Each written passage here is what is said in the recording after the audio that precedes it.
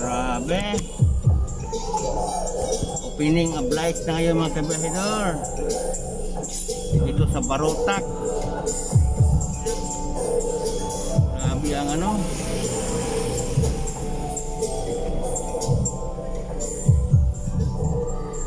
Napakabibo na nila, no? Opening lights pa lang yan. Paano lang siguro kung Pasko na talaga. Lahat ng mga sounds nila mga kabahidor nilalabas nila sa kalsada. So napaka bibo. Kaso lang hindi mo maintindihan kung anong tunog yung pakinggan mo dahil tingnan mo dito mayroon. So mga 10, super 10 yata. Kaya nag-ir ko na ako, sinara ko na lang yung bintana. Grabe dito sila sa Barotac Biho. Mag-opening lights lang.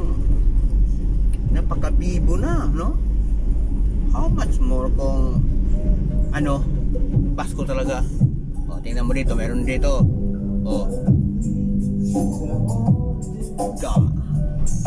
Napakaganda ng tunog mga sound nila. Ang lalakas ng mga amplifier. Ganito pala ang Barotac Biho pag mag-opening lights, no?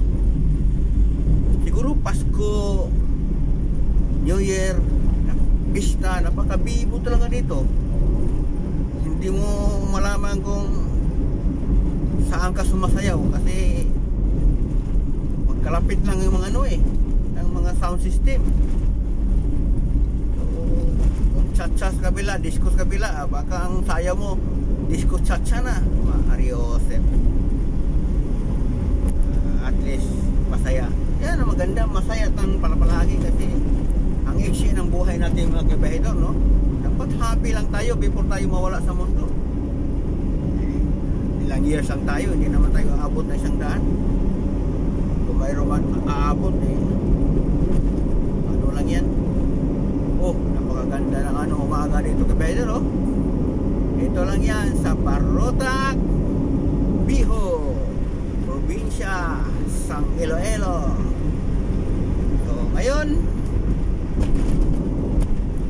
nandito tayo ngayon sa Barotac Biho. Pupunta na tayo ng Ahoy. Ahoy, no? Medyo malayo-layo, mahigit 1 oras na takbuhan yan, pero okay lang. Umaga pa naman, pwede boilo-boilo lang natin. Malabo yung salamin ko, kulang sa linis. Ay linisan natin maigi.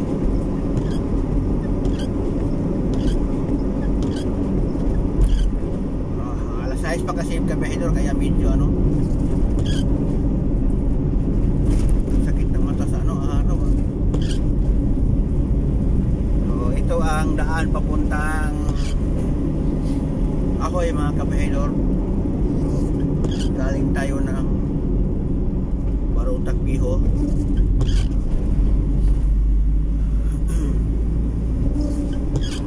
So napakaganda pa rin ng daan dito mga kabahidor. Makikita nyo napaka plain, no? Maya kaunti, akit na tayo sa bundok. Bali bundok-bundok na. Tapos baba na naman tayo sa Kapatagan. Ayan ang buhay natin yung mga kabahidor. Pag nasa probinsya tayo, akyat baba sa bundok. Pero mga kagandahan lang dito sa kanila, akyat ng bundok, maganda pa rin ang daan, no? Di gaya ng ibang lugar na akyat mo ng bundok, isang katutak na sakripisyo na sasakyan mo sa sobrang lubak ng daan, no? Dito wala. Talagang okay, tingnan mo ang daan, ngayon, di ba?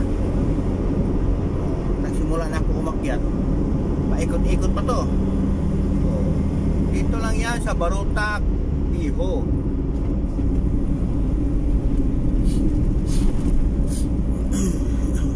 So, napakaganda ng morning ngayon. So, kitang-kita si Haring Araw, mga kabahidor. So, kawawa naman itong trako. Ang bigat ang ginadala niya. Talagang builo na builo. Oh.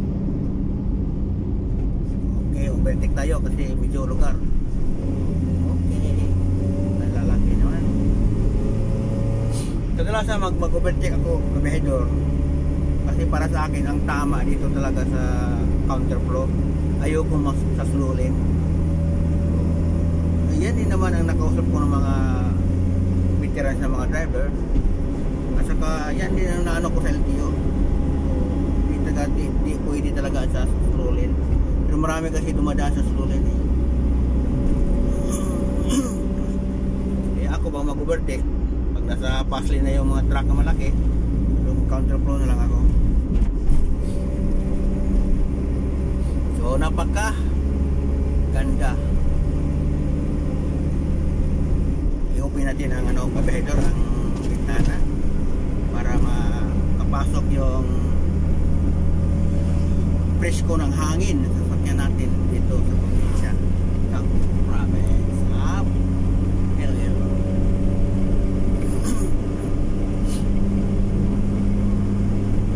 Akit na tayo kabahidor sa bundok.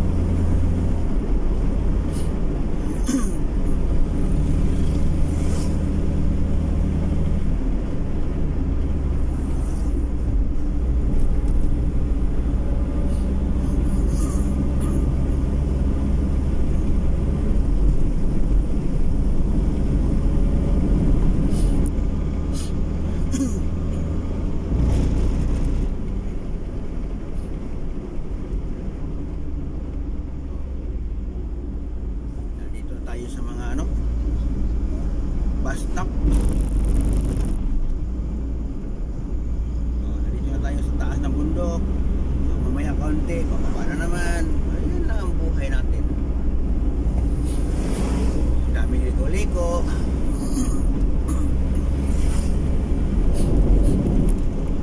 Kaya mag-ingat tayo sa blind curve.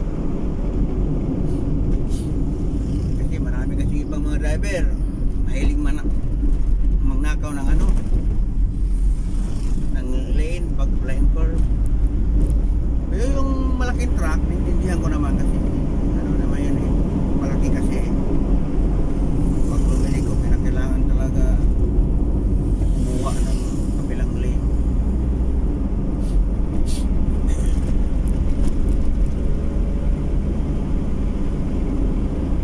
So napakaganda ng morning ngayon dito sa Parotac, Ihoto, Ahoy.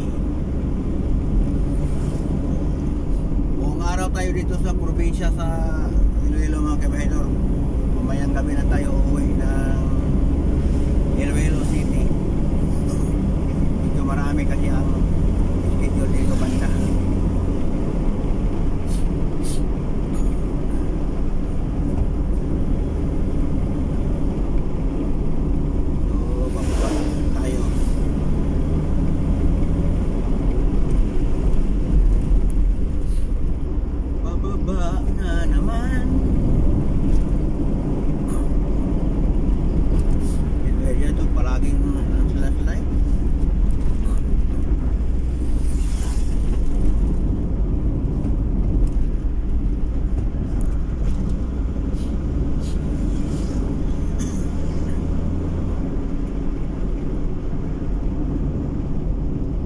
Dito gabi kasi medyo pasada.